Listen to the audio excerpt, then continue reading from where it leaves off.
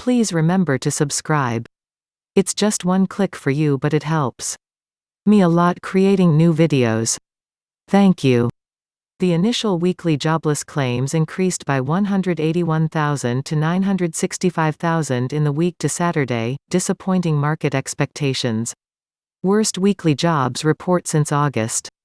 The number of Americans who applied for jobless benefits soared in early January to a 5-month high of nearly 1 million as more workers lost their jobs due to business closures and restrictions to combat the winter resurgence of the pandemic.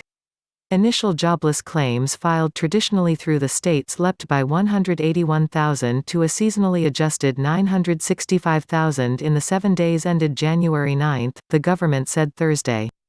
It was the highest level since August. Actual unemployment is 26%. Time, complacency, and crowd control that is part of what is gained. The government has been massaging numbers for a few decades now in order to be able to make reports look better than they are. I remember when the government eliminated M1 money supply velocity in the 1980s. As regulatory capture has now turned a republic into a crony-capitalist system where the wealthy pull the levers, the Fed eliminates indicators that disprove this phenomenon. It is all about creating hope through false data. It doesn't make any difference in the facts. Any hope felt by the masses through media pushes the V-shaped recovery hypothesis. They will push it until it becomes a slow drawn-out U, or until they can figure how to manipulate the GDP more than they do presently. Anything it takes. The government will print money and give it to consumers, which has the salubrious effect of inflating the monetary base and stock prices. The U.S. is in an economic meltdown, but the stock markets are at an all-time high.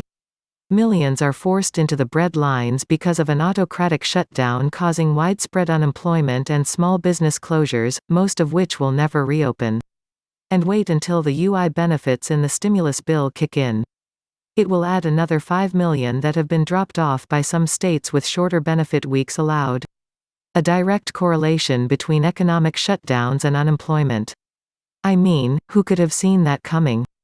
Economic shutdowns in addition to high insurance rates, high corporate tax rate, high personal tax rate, high workers' compensation rates, high litigation cost states, burdensome regulatory environment, rabid public sector unions, forced union membership, closed shop states, high cost of living, traffic congestion, liberal statehouses.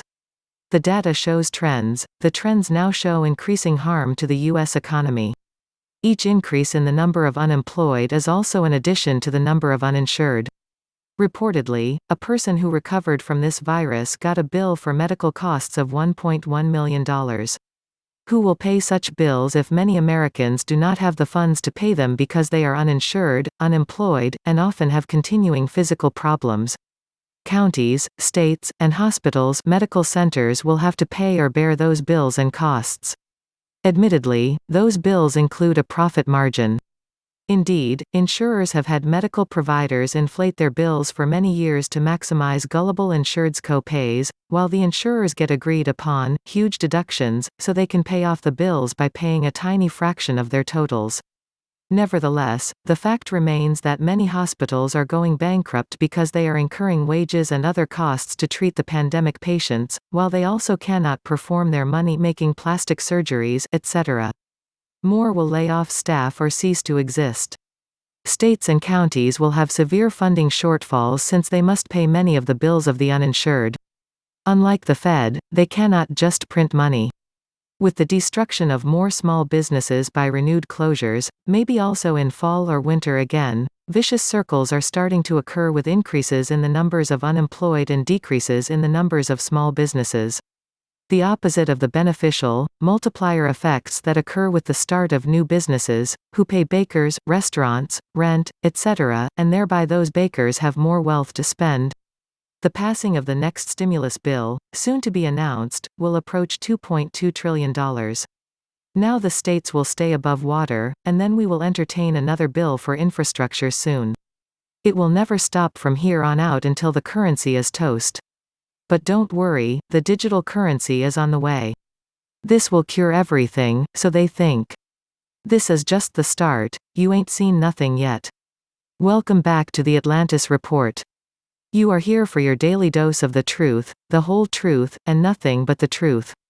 Please take a second to hit the like button, hit the subscribe button, and don't forget to also hit the notification bell. When you have a government that's promised state employee pensioners will make $100,000 plus a year for life while the rest of the non-state employees pay for it and saying, "I'm getting the hell out of here," you might have a problem. When you destroy the currency by promising the moon, you destroy the country. Welcome to the Biden economy. More shutdowns, more unemployment, more food stamps, more relief checks, more bailouts, more masks, more riots, more suicides. It's the cycle. The cabal moves the market up and down as they need. The thing is rigged like hell. They always give away the plan. They reveal their plan so they can say they told you so. It's easier to close an economy than to reopen it. Many businesses have closed, but many more will follow when the recovery is much slower than anticipated. And it's not just restaurants, bars, and theaters that will be affected. There could also be large disruptions in travel, education, transportation, and real estate. It may be years before we adjust, and we may never get back to where we were. Being evicted, not having food or the money to buy it, being locked up, it's like a strangled hamster will go online and buy everything, at least that's the expectation. And yet, the market keeps rocketing higher. The bad news is good news. It's positive even if it's negative because we predicted even more negative. All that matters is the stock market. We are all witnessing a crime in progress. As translated from the data, the stock increase does not bring more jobs, in fact, it increases joblessness. Therefore, a lower interest rate to bring up the value of the financial assets won't help the labor force employment rate. Most of the stimulus money is really just free money to Wall Street. Those impacted see very little help.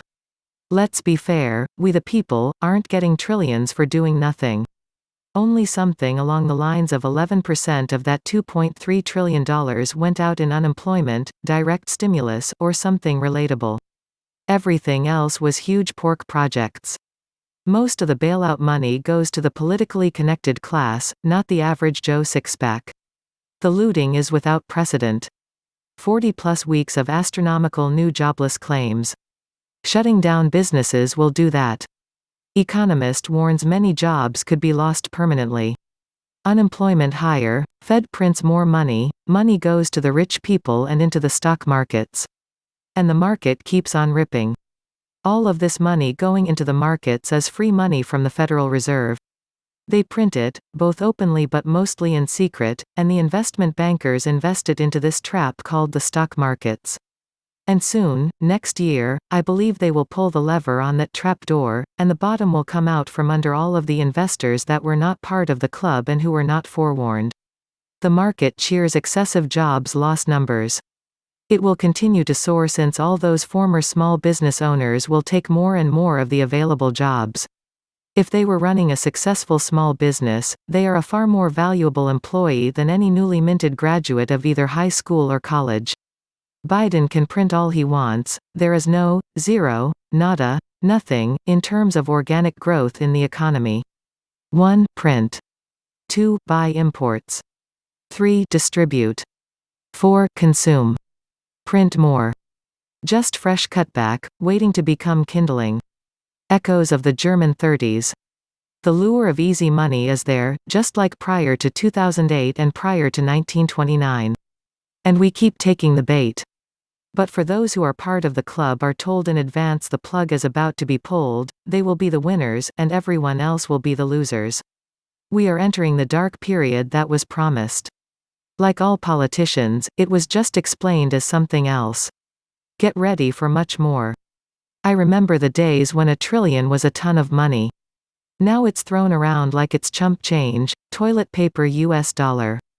Soon, within 3 years, we will have a $25 trillion economy, with a $50 trillion national debt. And 50% of unemployment. Universal income all the way, baby. They say getting $2,000 stimulus checks out is their first order of business. If $2,000 is good, why not $10,000? All they have to do is start a night shift at the printing press and maybe purchase some additional presses. Also, if they print $100 bills instead of the usual $20 bills, it would increase the pace of wealth creation by 500%. People could really use that money to pay down their debts, which would free them up to put more purchases on credit. I really wish they would bring back the $500 notes and $1,000 notes taken out of circulation in 1969. It really is hard to buy things with cash of higher value, but perhaps that is the point. What I fear most about the global central banks creating digital currencies is the control over how we spend it, when we spend it, who gets negative rates, which gets positive rates, who gets more stimulus winners, who gets less stimulus losers, etc., etc., etc. And if you thought American life was complex today, you will be shocked how crazy and complex it will get if the government controls our spending and survival habits. When you merge monetary and fiscal forces with a government-controlled digital currency, you create what I call a behavioral economic incentive system, which is anything but a free society and free markets. Hoping I'm wrong.